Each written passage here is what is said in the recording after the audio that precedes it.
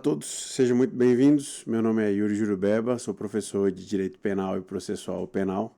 Nosso vídeo de hoje terá como tema principal a apelação criminal no Código de Processo Penal. Esse vídeo é direcionado principalmente para meus alunos da graduação que devem acompanhar o nosso vídeo, a nossa conversa, a nossa aula por meio da apostila que eu já disponibilizei para vocês. O nosso foco hoje será compreender os aspectos teóricos e práticos deste recurso ordinário por excelência, abordando desde a sua natureza jurídica, o cabimento, os prazos, as espécies, o processamento e a competência para julgamento da apelação. Vamos examinar também os reflexos da jurisprudência mais recente sobre as controvérsias doutrinárias, especialmente no contexto do Tribunal do Júri, onde a apelação ganha contornos próprios. Mais do que decorar as características, os prazos e os dispositivos legais, a proposta é refletir criticamente sobre o papel da apelação na realização do duplo grau de jurisdição e no controle de legalidade e racionalidade das decisões judiciais, sem perder de vista, é claro, os limites impostos pela Constituição Federal, como a soberania dos vereditos, no caso do Tribunal do Júri. Espero que ao final da aula vocês estejam aptos não apenas a compreender a estrutura do recurso de apelação, mas também a argumentar, fundamentar e aplicar corretamente os seus conhecimentos em contextos reais e simulados de aplicabilidade da apelação, esse recurso por excelência. Nesse vídeo, o tio Yuri vai ter que ser um pouco mais técnico, não pode ser tão brincalhão como na sala de aula, mas espero que o conteúdo seja passado com qualidade. Grande abraço, vamos em frente.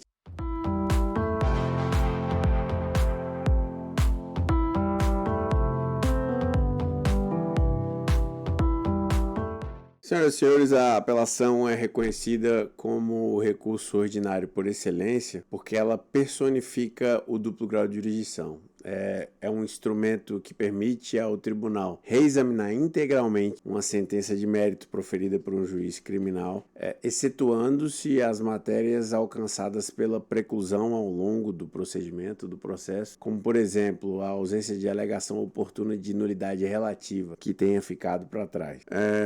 O recurso de apelação ele visa garantir o princípio do grau de jurisdição, permitindo que o tribunal aprecie tanto os aspectos fáticos quanto os aspectos jurídicos da causa. Por seu amplo efeito devolutivo, a apelação possibilita a parte a submeter todo o conteúdo da decisão ao conhecimento da instância superior. No caso, por exemplo, da primeira instância do Poder Judiciário do Estado de Tocantins, o recurso de apelação criminal é direcionado ao Tribunal de Justiça e, por isso, em regra, a apelação é um recurso de fundamentação livre. A apelação criminal também é preferível em relação ao recurso em sentido estrito. Isso porque, quando ambos os recursos são cabíveis, conforme previsto no artigo 593, parágrafo 4º do Código de Processo Penal, e também respeitando-se o princípio da unirrecorribilidade, que vocês já estudaram comigo, prevalece, em regra, a apelação como um meio mais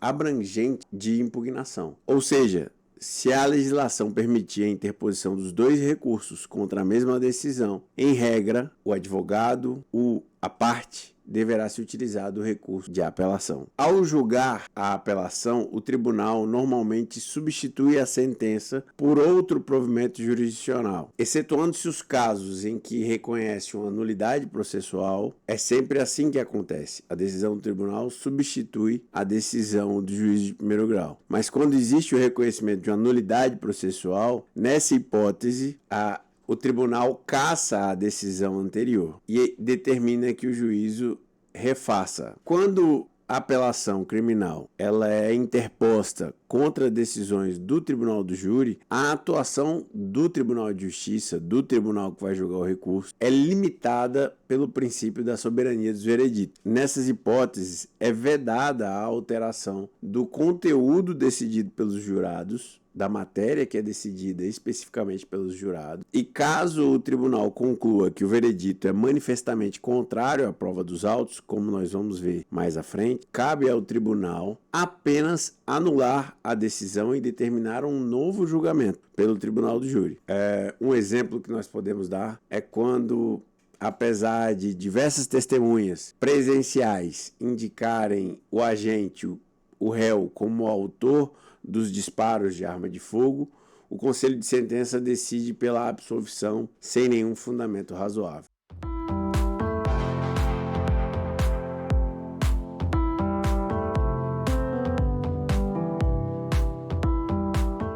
Doutrinariamente, existem algumas subdivisões, algumas classificações referentes à apelação que é importante analisarmos para fins de provas da OAB, de concursos e para entendermos o contexto geral do recurso de apelação criminal. Uma classificação muito debatida é a diferenciação entre a apelação plena e a apelação parcial. Conforme previsto no artigo 599 do Código de Processo Penal, a apelação pode ser interposta em relação a toda a decisão, nesse caso seria plena ou ampla, ou pode ser interposta atacando apenas a parte da decisão, uma parte da decisão. Essa seria uma apelação parcial ou restrita, que depende da intenção do recorrente. A apelação plena ou ampla, ela busca impugnar a integralidade dos pontos da decisão que lhe foram desfavoráveis. Por exemplo, uma condenação por crime de roubo simples. Caso o Ministério Público recorra para que seja reconhecida uma qualificadora do uso de arma de fogo e também questione a dosimetria da pena aplicada, a apelação será considerada plena, pois visa reverter todos os pontos da sentença considerados desfavoráveis à apelação. Já a apelação parcial é aquela quando o recorrente opta por atacar apenas parte da decisão, parte da sentença. Utilizando o mesmo exemplo que nós mencionamos na apelação plena, nessa condenação por roubo simples, se o Ministério Público recorre apenas para requerer o reconhecimento da qualificadora do uso da arma, sem impugnar a dosimetria da pena, a apelação será parcial, pois ela vai se limitar a esse aspecto específico da sentença condenatória. É importante mencionar que nas hipóteses do Tribunal do Júri, a apelação não permite o reexame integral da causa,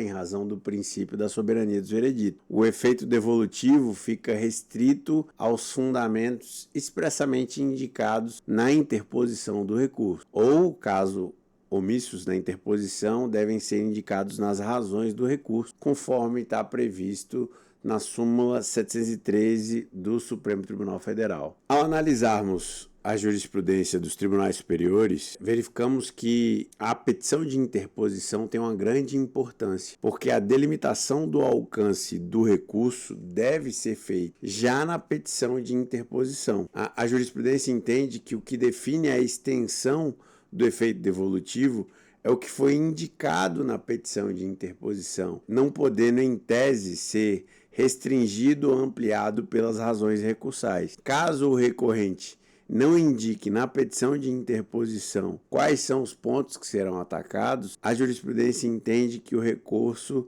deve ser recebido com efeito devolutivo amplo. A exceção, é lógico, das hipóteses do Tribunal do Júri, onde, se o recorrente não limitar o recurso na interposição, deverá fazê-lo nas razões. Outra conceituação importante com relação à apelação criminal é a diferenciação entre apelação principal e apelação subsidiária ou supletiva. A apelação principal seria aquela apelação interposta pelo Ministério Público. É o recurso utilizado regularmente pelo titular da ação penal, nos termos da Constituição Federal, para impugnar as decisões judiciais que considere desfavoráveis. Já a apelação subsidiária ou supletiva é aquela prevista no artigo 598 do Código de Processo Penal e consiste na apelação interposta pelo ofendido, esteja ele ou não habilitado como assistente de acusação, nos casos em que o Ministério Público permanece inerte, ou seja, não interpõe recurso contra a decisão ou interpõe recurso parcial contra a decisão. Um exemplo para pensarmos o caso concreto, seria um processo em que o acusado é absolvido por insuficiência de provas e o Ministério Público decide não recorrer dessa sentença. Diante disso, o ofendido, mesmo que não esteja habilitado como assistente de acusação, poderá interpor apelação criminal contra essa sentença absolutória. Trata-se, nesse caso, de uma apelação subsidiária, proposta em razão da inércia do parquê. Outra conceituação importante feita pelo Código de Processo Penal e pela doutrina é a apelação sumária e a apelação ordinária. O CPP ele estabelece dois tipos de apelação conforme a natureza da infração. A apelação sumária é cabível nos casos de infrações penais punidas com pena de detenção. Isso está previsto, salvo engano, no artigo 610 do Código de Processo Penal. Nesses casos, o procedimento é mais célere, tende a ser mais célere de acordo com a previsão do Código de Processo Penal. Nesses casos, o recurso de apelação ele é remetido à Procuradoria de Justiça pelo prazo de 5 dias para parecer e manifestação, e em seguida o relator, no mesmo prazo, pede dia para o julgamento. Relata o recurso e já pede dia para julgamento. Já a apelação ordinária ela é aplicada nas hipóteses de infração penal punidas com pena de reclusão e seguem o procedimento previsto no artigo 613 do Código de Processo Penal. As principais diferenças em relação à apelação sumária são os prazos e a figura do revisor, né? Na apelação ordinária, os prazos são duplicados. Os debates orais têm duração de 15 minutos em vez de 10 minutos e após o parecer do Ministério Público e a análise do relator, os autos devem ser remetidos a um desembargador revisor, que tem 10 dias para análise do relatório, retornando, pedindo posteriormente dia para julgamento dessa apelação. Devemos, nesse momento da conversa, fazer uma distinção interessante entre o processo civil e o processo penal. É importante consignar para os senhores que a famosa apelação adesiva, recurso adesivo ou incidental, presente no Código de Processo Civil, que é interposto no prazo das contrarrazões ao recurso da parte contrária e não por iniciativa original do recorrente, ele não existe no Código de Processo Penal. A legislação processual penal não admite o recurso adesivo, inclusive na forma de apelação adesiva. Caso a parte tenha interesse recursal, ela deve interpor o recurso dentro do prazo legal próprio, contado da intimação da sentença, da decisão. E a ausência de recurso nesse prazo acarreta a preclusão do direito de recorrer.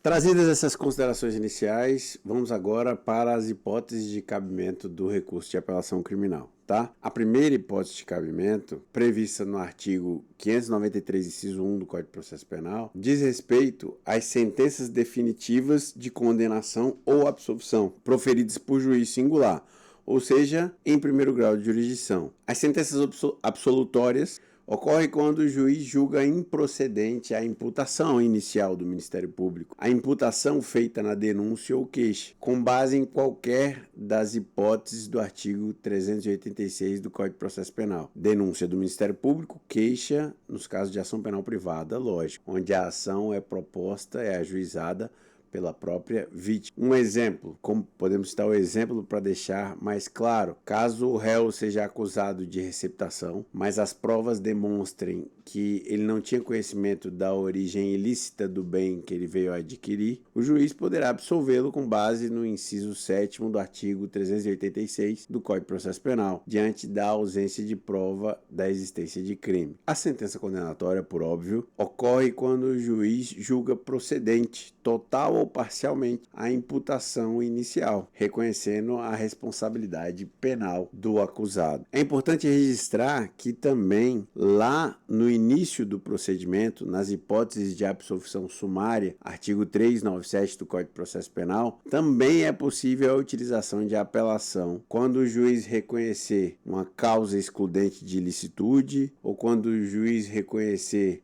uma causa excludente de culpabilidade ou quando o fato evidentemente não constituir crime. São as hipóteses do inciso 1, inciso 2 e inciso 3 do artigo 397.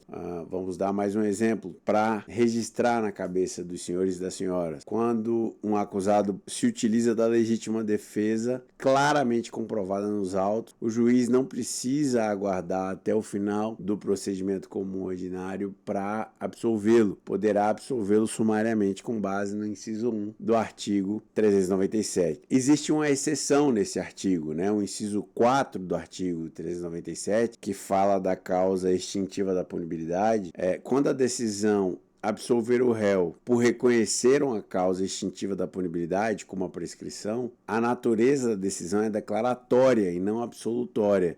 Então, assim, o recurso cabível é o RESE, é o recurso em sentido estrito, conforme previsto no artigo 581, inciso 8 do Código de Processo Penal. A súmula 18 do STJ reforça esse entendimento, reforça qual o recurso cabível nessas hipóteses. Também no procedimento do Tribunal do Júri, o artigo 416 do Código de Processo Penal permite a apelação contra a sentença da absolvição sumária, proferida na fase intermediária do procedimento do Tribunal do Júri. Não seria correto dizer fase intermediária, é um procedimento bifásico, proferida no final da primeira fase do procedimento do Tribunal do Júri. Mais um registro importante: o recurso de apelação ele só é cabível contra decisões de primeiro grau, contra decisões de juízes de primeira instância.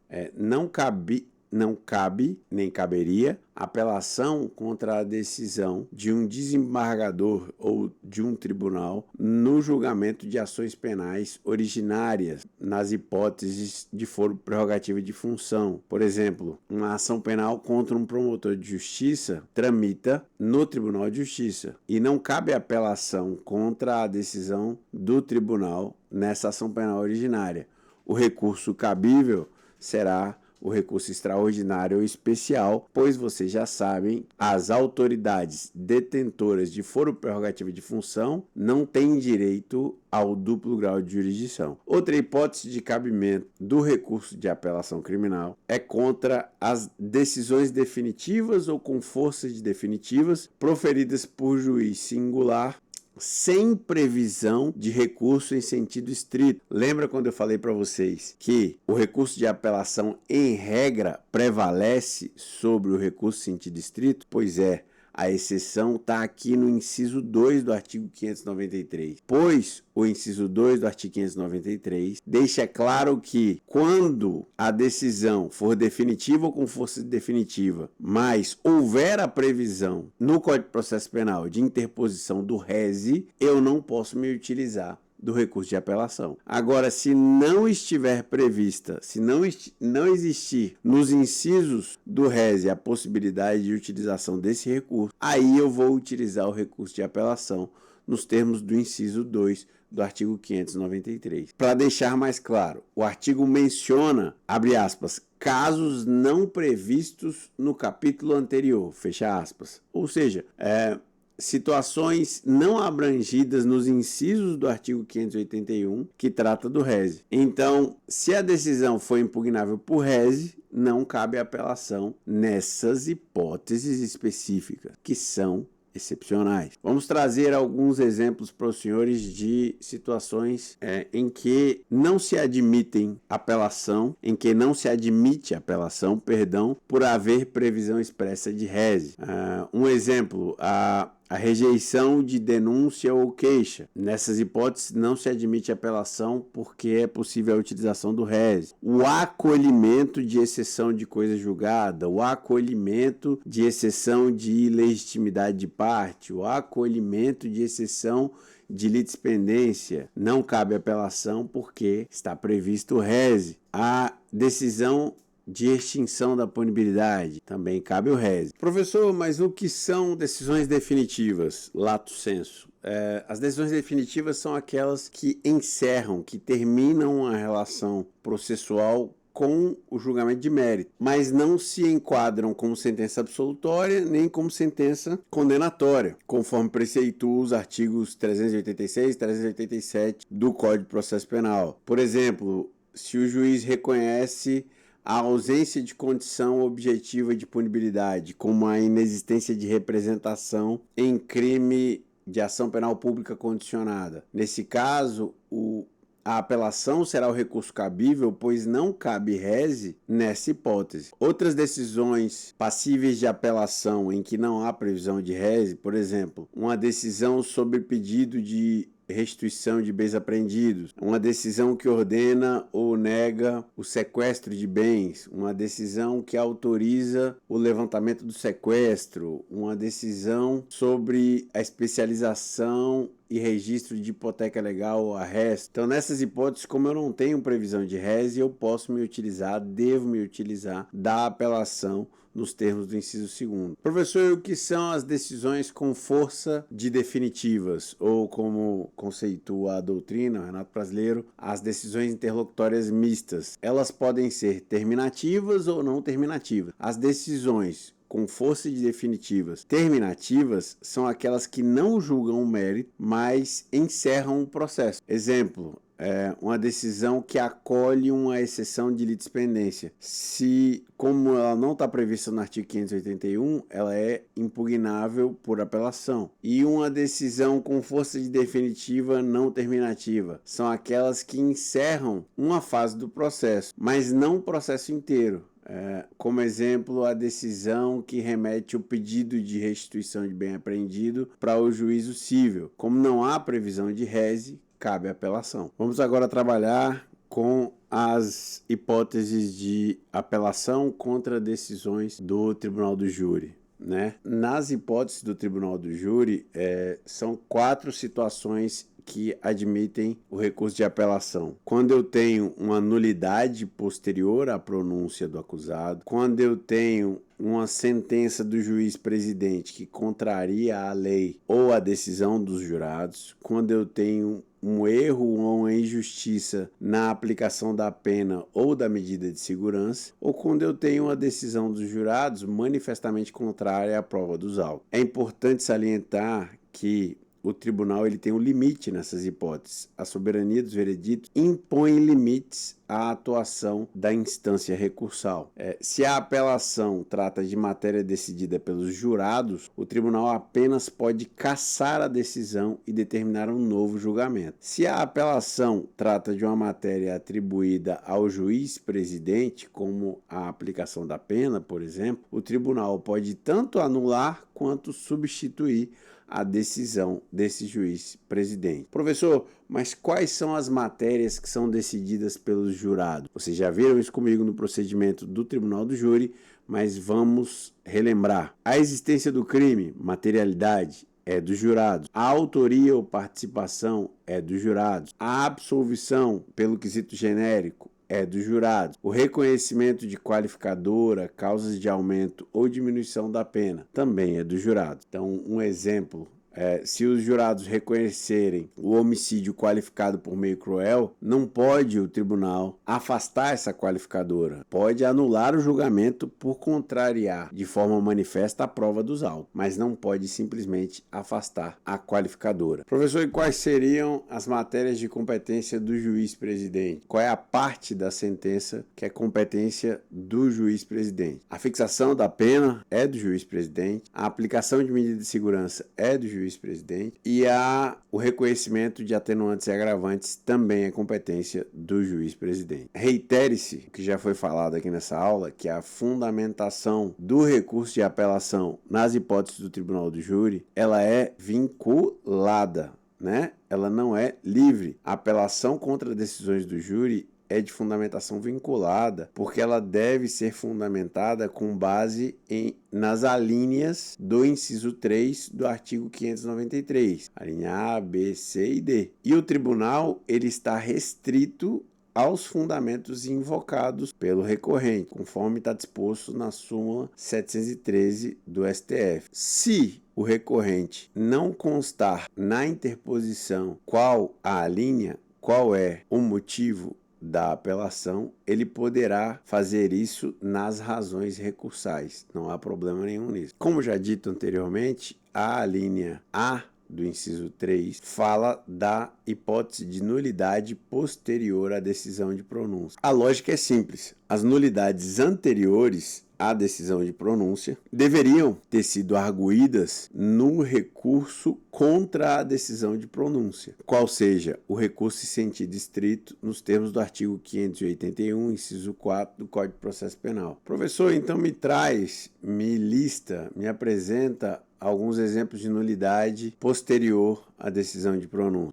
Por exemplo, a formação de um conselho de sentença com menos de 15 jurados, a incomunicabilidade dos jurados, se for violada, a ausência de defesa técnica durante o plenário. Todas essas hipóteses são hipóteses de nulidades posteriores à decisão de pronúncia. A apelação ela pode ser usada para impugnar nulidades relativas ou absolutas. No caso das nulidades relativas, será necessário comprovar que elas foram arguídas tempestivamente, conforme exige o artigo 571 do Código de Processo Penal. Então, qualquer tipo de nulidade é importante, principalmente se ela ocorrer durante o julgamento, é importante que o advogado solicite o registro da impugnação na ata da sessão de julgamento. Quais são as consequências do reconhecimento da nulidade? É importante deixar claro que essas nulidades não atacam nem enfrentam a soberania dos vereditos, pois a discussão não incide sobre o mérito da decisão do jurado e ela implica na anulação do julgamento e dos atos processuais viciados, mas sem a possibilidade de produção de provas novas no novo júri. A apelação com fundamento em nulidade posterior à pronúncia pode ser interposta mais de uma vez, desde que a nulidade ocorra de novo e de novo. Toda vez que a nulidade ocorrer, esse recurso poderá ser interposto visando declarar essa nulidade. Ou seja, a apelação com fundamento em nulidade posterior à pronúncia pode ser interposta mais de uma vez, desde que essa nulidade ocorra em novo julgamento ou em nova fase procedimental após a primeira anulação. Partindo agora para a linha B do inciso 3 do artigo 593, estamos tratando da apelação contra a sentença do juiz-presidente contrária à lei expressa ou à decisão do jurado. Ela ocorre quando o juiz-presidente, o juiz togado, ele respeita a decisão do jurado, mas aplica incorretamente a norma jurídica. Dá um exemplo, professor. Os jurados reconhecem um homicídio qualificado, o juiz aplica corretamente a pena de 12 anos, mas fixa o regime inicial integralmente fechado para esse acusado. Isso contraria o disposto na lei e na jurisprudência do Supremo Tribunal Federal, que fala em regime inicial fechado e não integralmente fechado. A segunda hipótese em que esse recurso seria cabível é quando a sentença diverge da própria deliberação do jurado. Por exemplo, quando os jurados reconhecem a existência de um homicídio qualificado por motivo fútil e o juiz desclassifica para o homicídio simples ao proferir a sentença. Nessa hipótese, ele está desrespeitando a soberania dos vereditos. Veja-se que nessas duas situações, a apelação não implica na revisão do mérito decidido pelos jurados, mas sim em erro material ou jurídico do juiz togado, né? Ou seja,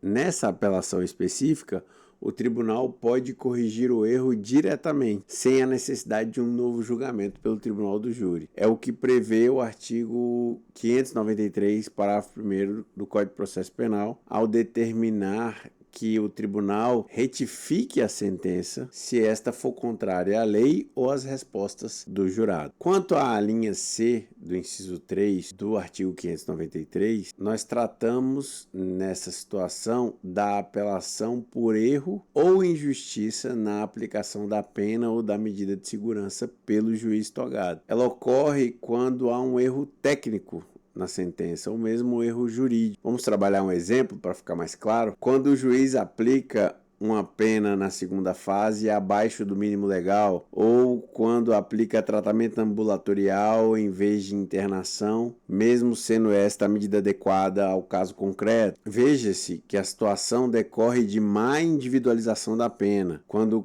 quando o juiz impõe uma pena base elevada sem justificar as razões que trouxeram essa elevação com base em elementos do caso concreto. Por exemplo, o juiz impõe uma pena de 16 anos para o crime de homicídio simples, mesmo com todas as circunstâncias judiciais favoráveis ao acusado, nos termos do artigo 59 do Código Penal. Então, nessas hipóteses, eu vou me utilizar dessa alínea para interpor o recurso de apelação. É importante relembrar que compete ao juiz presidente fixar a pena base, reconhecer agravantes e atenuantes, aplicar medida de segurança, como nós já vimos anteriormente. Também nessa situação, o tribunal não viola a soberania dos vereditos quando julga a apelação, porque a matéria não recai sobre a competência dos jurados. O tribunal pode sim retificar diretamente a pena ou a medida de segurança, conforme autoriza aquele mesmo artigo 593, parágrafo 2º do Código de Processo Penal, que nós vimos anteriormente. Lembrem-se que o tribunal não pode alterar qualificadoras, causas de aumento ou de diminuição da pena, porque essas foram decididas pelos jurados.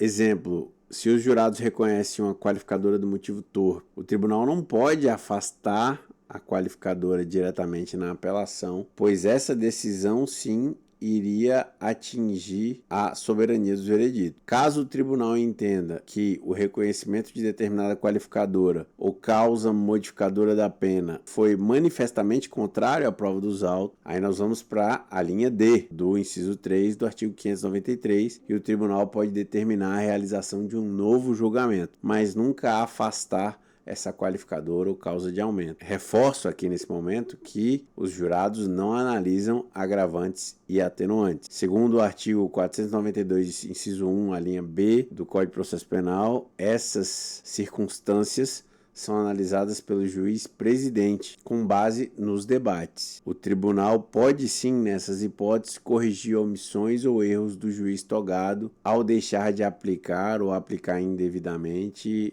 as agravantes e atenuantes. Por último, nós temos a linha D do inciso 3 do artigo 593 do Código de Processo Penal. Nessa situação, a apelação é cabível quando a decisão dos jurados for manifestamente, prestem atenção nesse termo, manifestamente, contrária à prova dos autos. Isso é, quando não houver qualquer suporte probatório que justifique o veredito. Tá? Professor, e quando essa decisão vai ser manifestamente contrária à prova dos autos? Quando ela for arbitrária, quando ela for absurda, quando ela for escandalosa, completamente dissociada do conteúdo probatório. Um exemplo para ficar mais claro na cabeça de vocês. O réu confessa ter desferido as facadas na vítima, alegando legítima defesa. E os jurados absolvem o réu por negativa de autoria. Vejam, não pela excludente, mas por negativa de autoria. Trata-se, nesse caso, de uma decisão sem amparo probatório e passível de cassação. Professor, e quando a decisão não é manifestamente contrária à prova dos autos? Simples, quando existem teses divergentes, provas contraditórias e os jurados escolhem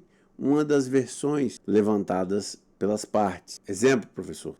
Duas testemunhas afirmam que o réu atirou e outras duas dizem que ele estava em outro local. Não se pode afirmar que o veredito é manifestamente contrário à prova nos autos porque existem provas que corroboram as duas versões. Nessas hipóteses específicas, o tribunal não pode substituir a convicção dos jurados pela sua, mas apenas verificar se há prova mínima a sustentar a decisão dos jurados. Se a decisão for manifestamente contrária, o tribunal cassa o veredito e determina um novo julgamento. Não é possível, permitido, alterar diretamente qualificadoras ou causas de aumento ou diminuição decididas pelos jurados, porque isso violaria a soberania dos vereditos prevista na nossa Constituição Federal. O reconhecimento indevido de uma qualificadora ou minorante que não tem suporte probatório, como, por exemplo, um homicídio por relevante valor moral em caso de briga de trânsito, cabe a apelação e novo julgamento sobre a integralidade dos fatos, não apenas sobre a qualificadora, tá? Então, quando o tribunal cassa, ele determina a realização de um novo julgamento e esse novo julgamento vai ser uma repetição do primeiro em termos de procedimento. Saliente-se que no novo júri, não se admite a apresentação de um novo rol de testemunhas ou de inovação probatória, pois os atos preparatórios já estão todos preclusos, né? Então, o novo julgamento deve se basear no mesmo conjunto probatório do primeiro. Informação importante para vocês relativas a esse inciso, a essa linha D do inciso 3. O artigo 593, parágrafo 3º do Código de Processo Penal, ele veda uma segunda apelação com base nesse mesmo dispositivo legal. Então, por exemplo, se o primeiro julgamento absolutório foi cassado e o segundo for condenatório, a defesa não pode recorrer novamente com base na linha D, ainda que discorde da decisão, ainda que tenha vencido no primeiro julgamento. Se o novo julgamento contiver uma nulidade, aí sim é possível uma nova apelação, mas com base na linha A e não na linha D. Se a primeira apelação foi julgada com base em outro fundamento, sem a análise da linha D, aí sim a segunda apelação poderá ser interposta com base na linha D. Repita-se. A vedação vale independente de qual parte interpôs a primeira apelação. Se o MP interpôs a primeira apelação com base na linha D, o novo julgamento resultou em condenação, a defesa não pode apelar com o mesmo fundamento. Precisamos aprofundar uma controvérsia existente com relação à absolvição pelo quesito genérico. Vocês sabem que o Código de Processo Penal prevê no seu artigo 483, inciso 3, o quesito absolutório genérico, que permite aos jurados inocentar, absolver o acusado por qualquer fundamento, sem especificar o fundamento, forma genérica. A partir disso surgiu uma discussão nos tribunais. Qual seria a discussão? É cabível a apelação do Ministério Público da acusação com base na linha D do inciso 3 do artigo 593 do Código de Processo Penal, quando o réu for absolvido com base no quesito genérico? Surgiram dessa forma algumas correntes doutrinárias. A primeira corrente doutrinária fala sobre a vedação absoluta de apelação nessas hipóteses. A posição defende que os jurados, baseados no modelo da íntima convicção, não estão obrigados a seguir a prova dos autos nem a fundamentar seus votos. Então, uma apelação do Ministério Público sob o fundamento da linha D violaria a soberania dos vereditos, a plenitude da defesa e a liberdade decisória dos jurados. Existe precedente, existe decisão do STF na primeira turma que já adotou essa posição, destacando que a absolvição com base no quesito genérico é legítima, mesmo se inspirada em clemência ou critérios metajurídicos. Já uma segunda corrente defende que o quesito absolutório genérico não confere carta branca aos jurados para decidirem do jeito que quiserem ou para absolver sem respaldo mínimo nas provas dos autos. Os jurados devem decidir com base nos elementos constantes do processo, mesmo sem precisar fundamentar. Uma coisa não estaria relacionada à outra. O artigo 593, inciso 3, a linha D do Código de Processo Penal, não foi revogado pela reforma do Código de Processo Penal. E o princípio do duplo grau de jurisdição exige que a acusação também possa recorrer quando houver uma decisão manifestamente contrária à prova dos autos. Já demos alguns exemplos, mas não custa trazer novos. No caso, os jurados absolvam o réu por crime doloso contra a vida, mesmo que as provas consistentes da autoria estejam nos autos, ou até mesmo a confissão do réu. Vencida a primeira e a segunda corrente, vamos para a terceira corrente, que foi adotada pelo STJ e pelo STF, que é o cabimento do recurso nessas hipóteses com ressalvas. Como assim, professor, o cabimento do recurso com ressalvas? A absolvição por clemência, segundo o STJ e o STF, não torna a decisão imune à apelação, ou seja, cabe apelação. Se houver uma dissociação clara, evidente entre o veredito e as provas apresentadas, a absolvição pode sim ser anulada. A terceira seção do STJ e o STF, no tema de repercussão geral 1087, salvo engano, confiram no material, fixaram o entendimento no seguinte sentido: é aplicável a apelação com fundamento no artigo 593, inciso 3, a linha D do Código de Processo Penal, mesmo quando a absolvição se basear no quesito absolutório genérico. E a tese 2 é: o tribunal não pode determinar um novo júri quando a defesa tiver apresentado uma tese de clemência registrada em ata, desde que tal tese seja compatível com a Constituição, com os precedentes do STF e com os fatos do processo, tá? Então, advogados de defesa sempre registrem teses de clemência no tribunal do júri.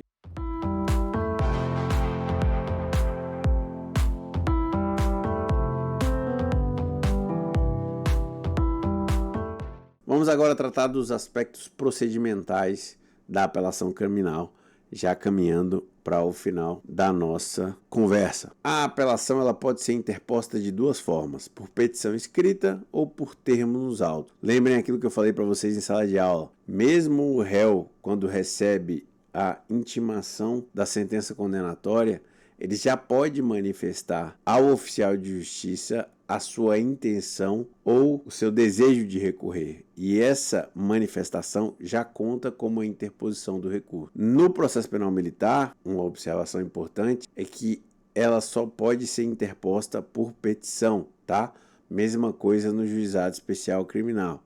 São exceções legais. Diferente do recurso em sentido estrito, a apelação ela é processada nos autos principais. O recurso em sentido estrito costuma ser processado por instrumento. A apelação segue nos próprios autos principais do processo. O prazo para interposição da apelação é de 5 dias. Após a interposição, os autos são encaminhados ao juiz para análise da admissibilidade do recurso, que nós já estudamos. Se a apelação for denegada, não conhecida, cabe recurso em sentido estrito por parte do apelante. O prazo para as razões é de 8 dias, ou seja, se o juiz receber a apelação, ele intima o recorrente para apresentar as razões e, posteriormente, intima o recorrido para apresentar as contrarrazões, no prazo de 8 dias para ambos. Nos processos de contravenção penal, que é muito difícil, porque a maioria vai para o juizado, mas nos processos de contravenção penal, o prazo das razões é de 3 dias. Embora o Código de Processo Penal preveja 3 dias nas contravenções, como eu disse, elas são julgadas em regra pelo juizado especial criminal. Então esse prazo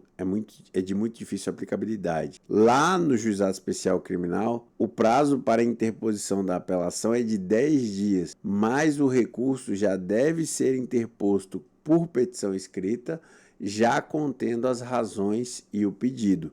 Lembrem-se disso, lá não pode haver essa divisão. O início do prazo para as razões começa a correr apenas após a intimação formal do recorrente para apresentar razões. Por que eu falo isso? Porque o artigo 600 dá a impressão que o início seria automático, tá? Mas lembrem-se da intimação. No âmbito da justiça militar, o prazo para as razões e contrarrazões é de 10 dias para cada parte sucessivamente. Ou seja, vamos trabalhar um exemplo. A sentença penal condenatória é proferida na primeira instância, a defesa tem 5 dias para interpor a apelação. Após admitido o recurso de apelação, o juiz determina a intimação para apresentar razões no prazo de 8 dias e em seguida o Ministério Público, na qualidade de recorrido, terá outros 8 dias para apresentar contrarrazões. Lembrem-se que eu estou falando em intimação, mas como ato futuro seria a notificação de acordo com a classificação doutrinária, mas não existe essa diferenciação tão técnica no âmbito do Poder Judiciário, no âmbito do dia a dia forense. Outra coisa importante, o Código de Processo Penal prevê a possibilidade que as razões sejam apresentadas no próprio Tribunal de Justiça. Parágrafo 4º do artigo 600. O apelante pode declarar na petição de interposição que deseja apresentar as razões diretamente na instância superior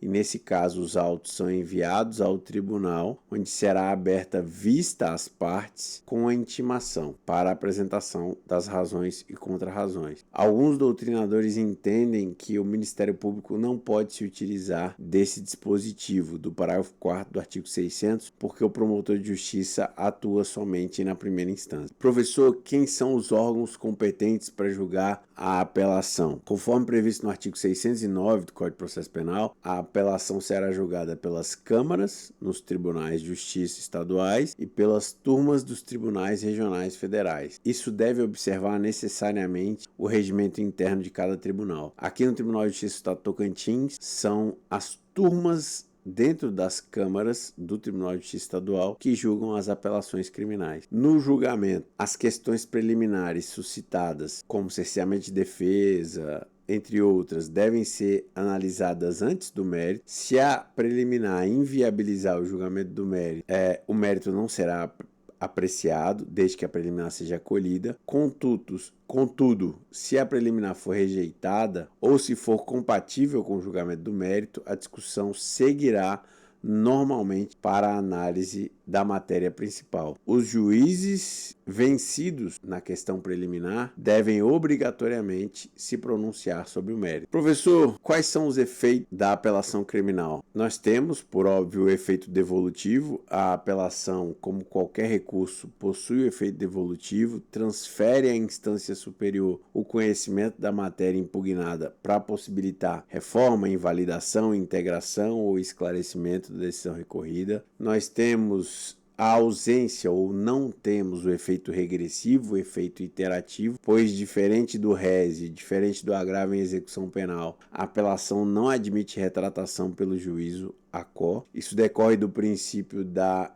exauribilidade da jurisdição, segundo o qual o juiz não pode alterar a sentença após a prolação. Existem algumas exceções para corrigir inexatidão, erro material, erro de cálculo ou também via embargo de declaração, que é outro recurso. Aí sim o juiz poderia alterar a própria sentença. Nós temos o efeito extensivo no caso de concurso de agente. O recurso de um dos acusados é aproveitado aos demais desde que os fundamentos não sejam de caráter exclusivamente pessoal, nos termos do artigo 580 do Código de Processo Penal. Dá um exemplo, professor. Se um dos acusados obtiver a exclusão de uma qualificadora por ausência de provas, essa exclusão pode sim ser estendida aos outros corréus. Tem que ser analisado o caso concreto, ok? Nós temos também o efeito suspensivo em algumas situações. A depender da natureza da decisão, a apelação pode ou não ter efeito suspensivo. Por exemplo, a sentença absolutória própria, o recurso de apelação não possui efeito suspensivo. O réu deve ser posto em liberdade imediatamente, mesmo que o Ministério Público entre com recurso de apelação. Na sentença absolutória imprópria, a aplicação não é de pena, é de medida de segurança. Então, a execução da medida de segurança depende do trânsito em julgado da decisão.